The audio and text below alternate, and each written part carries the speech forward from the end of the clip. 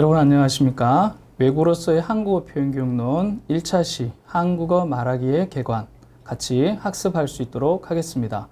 1차 시에 우리가 학습해야 되는 내용, 학습 내용을 살펴보도록 하겠습니다. 학습 내용 첫 번째, 말하기의 정의, 두 번째, 말하기의 특성에 대해서 한번 살펴볼 수 있도록 하겠습니다. 우리가 보통 언어에 대해서 이야기할 때 언어란 무엇인가 이런 질문들을 많이 합니다.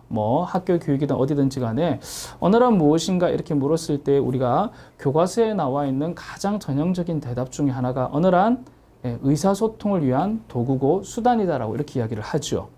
그러면 도대체 의사소통이라는 것은 또 무엇인가에 대한 의문이 생깁니다. 그래서 우리가 언어 교육을 하기 이전에 언어라는 것이 무엇이고 그 언어, 즉 언어를 기능적으로 봤을 때의 의사소통의 도구고 수단이라고 정의를 내리는데, 그렇다면 도대체 의사소통이라는 것은 무엇인가에 대해서 한번 생각을 해볼 필요가 있습니다. 자, 인간의 의사소통을 이렇게 정의를 내렸습니다. 인간이 말이나 글, 그렇죠? 말이나 글을 사용해서 상호간에 혼자가 아닌 것이죠.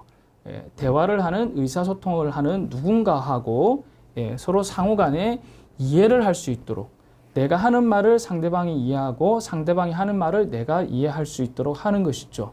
이런 이해를 수립하거나 그 이해에 영향을 끼치려고 하는 과정이나 행위 전체를 우리가 인간의 의사소통이다라고 이렇게 정의를 내릴 수 있겠습니다. 그래서 인간의 언어 활동은 크게 두 가지로 분류를 할 수가 있겠는데요. 하나는 음성을 매개로 하는 듣기와 말하기로 이루어져 있고요. 또 하나는 문자를 매개로 하는 읽기와 쓰기로 분류를 할 수 있겠습니다.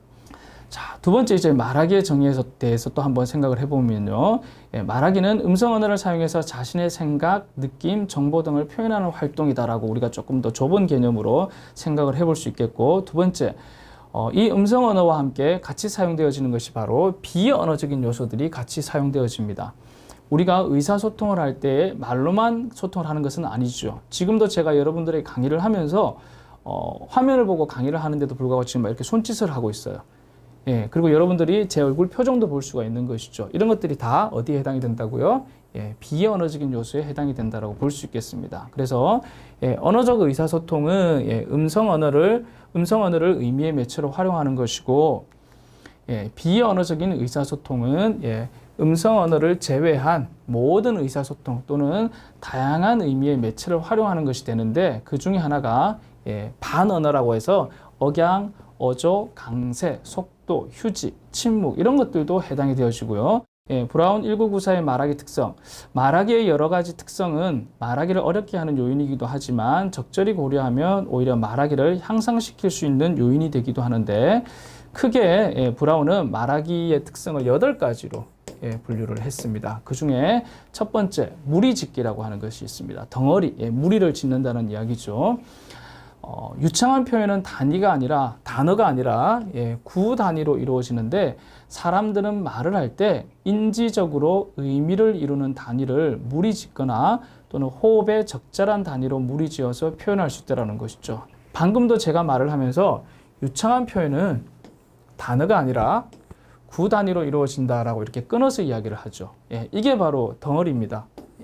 이렇게 나누어서 이야기하는 것을 무리짓기다라고 이야기를 한다는 것이죠.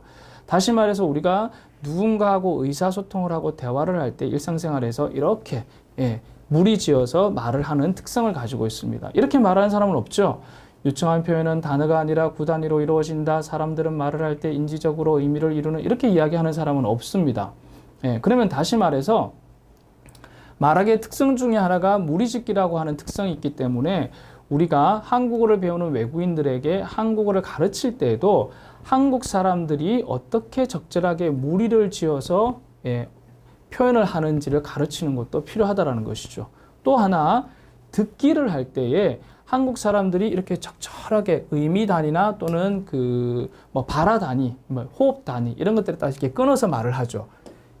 그러면 이해를 할 때에도 어느 시점에서 끊어서 요 단위를 이해를 하고 여기를 이해하고 여기를 이해할 수 있도록 훈련을 시켜주면 듣기를 하는 데에도 상당한 도움이 될 수 있다라고 볼 수 있겠습니다. 말하기의 어떤 상호 교섭성이라는 게 있습니다. 다시 말해서 말하기라고 하는 행위는 청자를 전제로 하는 것이죠.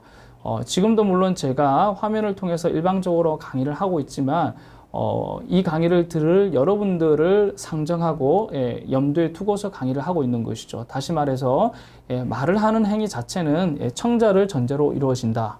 그래서 말하기와 듣기는 상호작용적인데 말하기를 배제한 듣기라고 하는 것은 있을 수가 없는 것이죠. 그리고 또 듣기를 배제한 말하기는 있을 수 없다라고 보시면 될 것 같습니다. 자, 이렇게 해서 오늘 1차시 강의를 마치도록 하겠습니다. 수고하셨습니다.